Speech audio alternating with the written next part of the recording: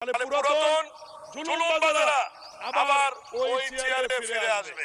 আমার সহকর্মী বন্ধু এই বিরোধিতা করতে গিয়ে কয়েকটি বিষয় উত্থাপন করেছে, আমি সংক্ষিপ্ত আকারে জবাব দিতে চাই। উনি বলেছেন এমন কি বিশেষ পরিস্থিতি এখন তৈরি হয়েছে যে পরিস্থিতির কারণে আমরা এই সমস্ত সিটি কর্পোরেশনগুলোতে প্রশাসক নিয়োগ করেছি। এক নাম্বার, বিশেষ পরিস্থিতি এটাই, এই আইন এখনো পাস হয়নি। আইন পাস না হওয়া পর্যন্ত যেহেতু নির্বাচন দেওয়া যাচ্ছে না, এটি একটি বিশেষ পরিস্থিতি। এই কারণেই আমরা প্রশাসক নিয়োগ দিয়েছি। দ্বিতীয় বিষয়, অন্তর্বর্তীকালীন সরকারের সময় এমন কি বিশেষ পরিস্থিতি তৈরি হয়েছিল যে বিশেষ পরিস্থিতিতে উত্তর সিটি কর্পোরেশনে এজাজ আহমেদকে প্রশাসক নিয়োগ দেওয়া হয়েছিল। মাননীয় স্পিকার, এমন কি বিশেষ পরিস্থিতি তৈরি হয়েছিল যে